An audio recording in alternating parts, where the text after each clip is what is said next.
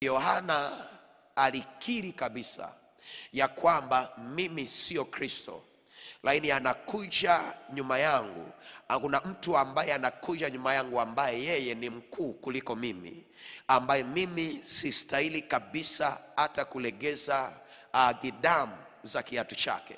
Yohana kuna namna ambavyo alinyenyekea sana kutambua ukuu wa yule ambaye anamtambulisha, kutambua ubora wa yule ambaye anamtambulisha, kutambua ukuu na uwezo wa yule ambaye anakuja.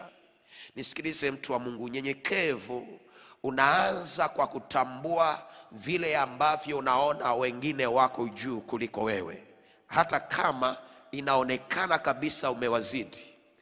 Unyenyekevu unaanza kwa kuwaona wengine kwamba wako bora zaidi kuliko wewe, hata kama kuna vitu unafanyaga wewe vizuri zaidi kuliko wao.